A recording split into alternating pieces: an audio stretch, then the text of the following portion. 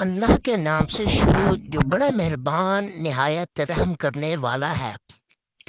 اسعد ابن ابراہیم اوبلی مالکی جو علماء اہل سنت سے ہیں، وہ عمار ابن یاسر اور زید ابن القم سے روایت کرتے ہیں کہ امیر المؤمنین علی ابن ابی طالب ایک روز ایوان قضا میں تشریف فرما تھے۔ ہم سب آپ کی خدمت میں موجود تھے کہ ناگہاں ایک شور و غل کی آواز سنائی دی۔ امیر المؤمنین نے عمار سے فرمایا کہ باہر جا کر اس فریادی کو حاضر کرو۔ عمار کہتے ہیں میں باہر گیا اور ایک عورت کو دیکھا جو اونٹ پر بیٹھی فریاد کر رہی تھی اور خدا سے کہہ رہی تھی، اے فریاد نصیب قسم، میں تجھ سے انصاف طلب ہوں اور تیرے دوست کو تجھ تک پہنچنے کا وسیلہ قرار دے رہی ہوں، مجھے ذلت سے نجات دے اور تو ہی عزت بخشنے والا ہے۔ میں نے دیکھا کہ ایک کثیر جماعت اونٹ کے گرد شمشیر برہنہ جمع ہے، کچھ لوگ اس کی موافقت اور حمایت میں اور کچھ اس کی مخالفت میں گفتگو کر رہے ہیں۔ میں نے ان سے کہا امیر المؤمنین علی ابن ابی طالب کا حکم ہے کہ تم لوگ ایوان قضا میں چلو۔ وہ سب لوگ اس عورت کو لے کر مسجد میں داخل ہوئے۔ ایک مجمع کثیر تماشائیوں کا جمع ہو گیا۔ امیر المؤمنین کھڑے ہو گئے اور حمد و ثنا خدا ستائش محمد مصطفیٰ صلی اللہ علیہ وسلم کے بعد فرمایا، بیان کرو کہ کیا واقعہ ہے اور یہ عورت کیا کہتی ہے۔ مجمع میں سے ایک شخص نے کہا، یا امیر المؤمنین اس قضیہ کا تعلق مجھ سے ہے، میں اس لڑکی کا باپ ہوں اور عرب کے نامی گرامی معزز متمول مجھ سے اس کی خاص گری کرتے تھے، مگر اس نے مجھے ذلیل کر دیا۔ امیر المؤمنین نے لڑکی کی طرف رخ کیا اور فرمایا کہ جو کچھ تیرا باپ کہتا ہے کہ یہ سچ ہے۔ لڑکی روئی اور چلائی، یا غلط پروردگار کی قسم، میں اپنے باپ کی بےزتی کا باعث نہیں ہوئی ہوں۔ بڑا باپ آگے بڑھا اور بولا، یہ لڑکی غلط کہتی ہے، یہ بے شہر قانونی کے حملہ ہے۔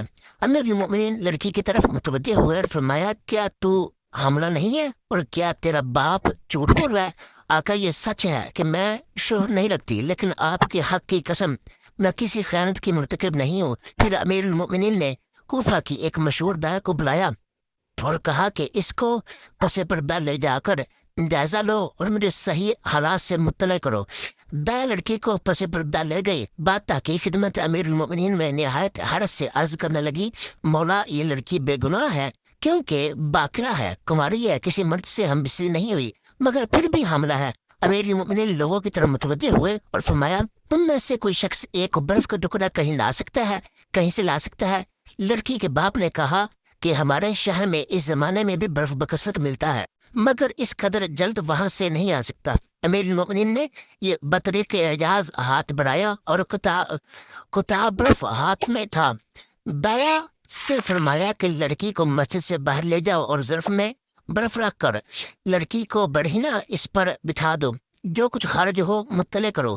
دائیں لڑکی کو تنہائی میں لے گئی، برف پر بٹھایا، تھوڑی دیر میں ایک سانپ خارج ہوا۔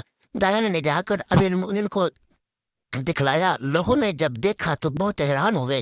پھر امیر المؤمنین نے لڑکی کے باپ سے فرمایا کہ تیری لڑکی بے گناہ ہے کیونکہ ایک کیڑا تالاب میں اس کے نہاتے وقت داخل رحم ہو گیا، جس نے اندر ہی اندر پرورش پا کر یہ صورت اختیار کی۔ ایک سیاہ فام شخص حضرت عمر بن خطاب کی خدمت میں حاضر ہوا، اس کے ساتھ اس کی سیاہ فام بیوی بھی تھی۔ اس نے کہا کہ میں بھی کالا ہوں اور میری بیوی بھی کالے رنگ کی ہے، مگر بچہ سرخ رنگ کا پیدا ہوا ہے، یہ میرا بچہ نہیں ہو سکتا کہ کسی اور کا بچہ ہے۔ اس عورت نے امانت میں خیانت کی ہے اور رونے لگی اور کہا کہ میں نے بالکل خیانت نہیں کی، یہ اسی کا بچہ ہے۔ شوہر اپنی بیوی سے بہت بد کلام ہو رہا تھا اور اس کے دل میں بیوی کے لیے نفرت آ چکی تھی۔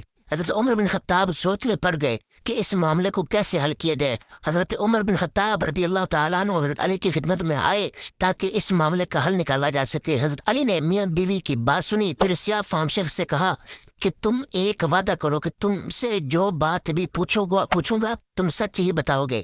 سیاہ فام شخص نے وعدہ کیا کہ میں سچ ہی بولوں گا اور جھوٹی بات اپنی زبان پر نہیں لاؤں گا۔ حضرت علی نے فرمایا کہ سچ سچ بتاؤ، کیا تم نے اپنی بیوی سے حالت حیض میں مباشرت کی تھی؟